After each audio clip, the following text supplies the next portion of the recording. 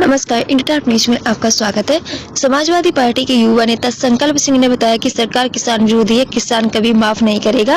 उत्तर प्रदेश जनपद बलिया के समाजवादी पार्टी के युवा नेता व ब्लॉक प्रमुख के प्रत्याशी, गरीबों का मसीहा, हर लोगों के दुख सुख में शामिल होने वाला संकल्प सिंह के आवास पर आदर्श नगर पंचायत मनियर में जब मीडिया कर्मी ने उनसे किसानों के बारे में पूछा कि आज किसान अन्नदाता बेहाल है, सरकार की तुगलकी फरमान से किसान विरोधी बिल पास कराकर किसानों को अपने ही कमाई दूसरों को बड़े पूंजीपतियों के हाथों में दी जाती है कम रेट पर, और वही अनाज किसान अगर खरीदेगा अधिक दामों पर। इस बिल से किसान पूरे भारत के नाराज है तथा आंदोलित है, लेकिन किसान के दुख को सरकार जरा सा भी नहीं सोच रही है। अपनी बोल हट धर्मिता की तरह डटी हुई है कि बिल वापस नहीं होगा। तभी भी मैंने जीने पर उतारू है कि जब तक किसान विरोधी बिल वापस नहीं हो जाता है हम लोग चैन से नहीं बैठेंगे।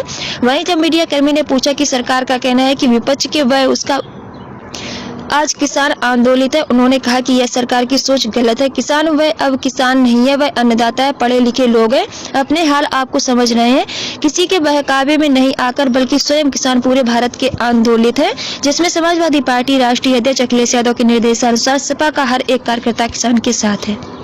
सबसे पहले मैं आपको बताना चाहता हूँ, मैं संकल्प सिंह, आदर्श नगर पंचायत मनियर का निवासी, समाजवादी पार्टी के छोटे कार्यकर्ता के रूप में कार्य करता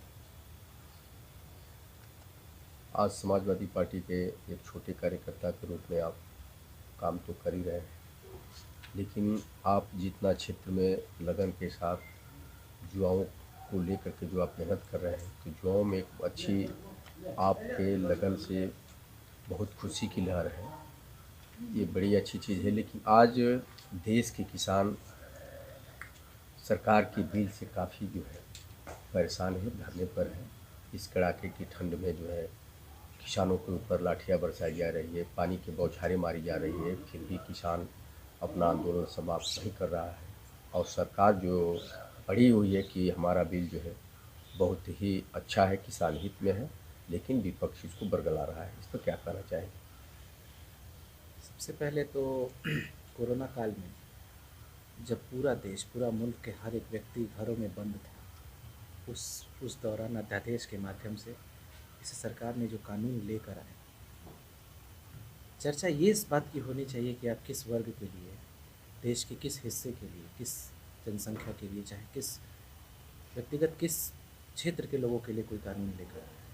जब बात भारत की होती और किसानी की होती, तो वहाँ पे इस देश का 80% जो जनता है वो कहीं ना कहीं कृषि से जुड़ा हो। आप अध्यादेश के माध्यम से कोरोना काल में जब पूरा मुल्क घरों में बंद है, तब आपने लेकर आया ये कानून और आनंद फानंद ध्वनि मंत्र से इसे राज्यसभा में पास कराकर कानून बना दिया गया। सबसे पहले तो यही सी में झूल है।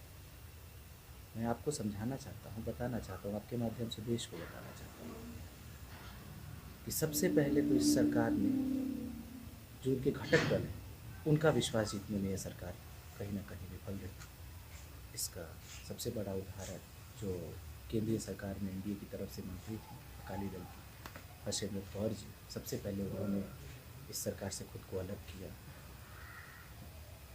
मुझे लगता है राज्यसभा में यह सरकार अल्पमत में थी, चूँकि इस सरकार की छवि और साथ साथ ही सरकार गिरने का आभास नहीं हो गया, तो ध्वनि मंत्र से इन्होंने राज्यसभा से पास कराकर इसे हम लोगों पर थोपा।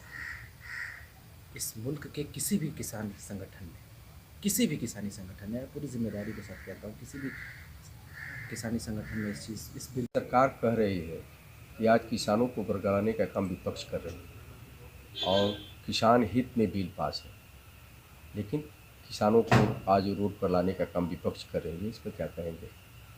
सबसे पहली चीज़ तो जहाँ तक मेरी पार्टी के सवाल है, हमारी पार्टी समाजवादी पार्टी का सवाल है, हमारी पार्टी के राष्ट्रीय अध्यक्ष अखिलेश यादव जी, उनके जो राष्ट्रीय अध्यक्ष थे इससे पहले हम लोग के नेता माननीय मुलायम सिंह यादव जी, उन्होंने जिनसे राजनीति की प्रेरणा ली, चौधरी चरण सिंह जी, पूर्व प्रधानमंत्री हमारे देश के, 23 दिसंबर को उनकी जयंती थी, 119वीं जयंती थी 23 दिसंबर को। उसी दिन से हर गांव में हम लोग चौपाल लगा रहे हैं। मैं आपको बताना चाहता हूं कि जो 3 कानून आए, ये तीनों कानून बिल्कुल सीधे सीधे किसानों के डेथ वारंट हैं। उनके ही खेत में उनको बंधुआ मजदूर बना दिया जाए, इसकी एक सोची समझी रणनीति है। जो बड़े बड़े कारपोरेट घराने हैं इस मुल्क के, निश्चित रूप से उनके दबाव में इसे सरकार ने इन तीनों बिलों को लेकर आए हैं।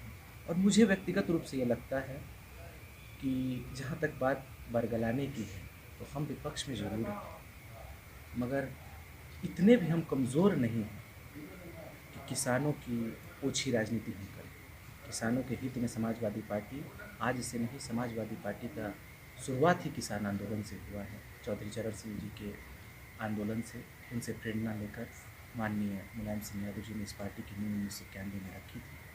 और मुझे पूरा विश्वास है और मैं पूरे गर्व के साथ कह सकता हूँ कि इस पूरे मुल्क में अगर कोई ऐसी पार्टी जिसने सरकार के नुमाइंदों के साथ साथ इन कारपोरेट घरानों के जो नुमाइंदे हैं, जिन्होंने इस बिल को अपने स्वार्थ के लिए लेकर आया है, उनके भी नाम को लेकर, स्पष्ट रूप से नाम लेकर अगर किसी ने विरोध दर्ज कराया है और दिन प्रतिदिन हर कार्यक्रम में उनके नाम को लेकर आगे बढ़ रहे हैं, तो निश्चित रूप से वो हमारे राष्ट्रीय अध्यक्ष जी हैं। ओछी राजनीति करनी होती तो हम बरगलाने की कोशिश करते, नाम लेकर हम नहीं बोलते। और साथ में इस समय जो विधानसभा में हमारे नेता प्रतिपक्ष हैं आदरणीय राम गोविंद चौधरी जी, उन्होंने भी प्रत्येक मीटिंग में सरकार के नुमाइंदों के साथ साथ जो कॉरपोरेट घराने के नुमाइंदे, उनके भी नाम लेकर स्पष्ट रूप से कि ये लोगों ने ये चीज़ें बनाई, ये रणनीति है, फला जगह उनके कार्य ये बन रहे हैं प्लॉट, और इनकी ये रणनीति है कि आगे चलकर आपके ही खेतों में आपको बंधुआ मजदूर बना दें, आपके MSP को ख़त्म कर उसे आपकी ही फसल को, आपकी उपज को कम दाम में खरीदें और आगे चलकर उसे महंगे दामों में बेचें। ये इनकी एक सोची समझी रणनीति है। जो लोग ये बोल रहे हैं विपक्ष की ओछी राजनीति है, मैं इस बात की भर्त्सना भी करता हूँ और उनकी सोच पर मुझे तरस आती है। मुझे लगता है कि ऐसी बात को कम से कम किसानों के प्रति नहीं बोलना चाहिए, क्योंकि जवान और किसान मुल्क के रीढ़ हैं।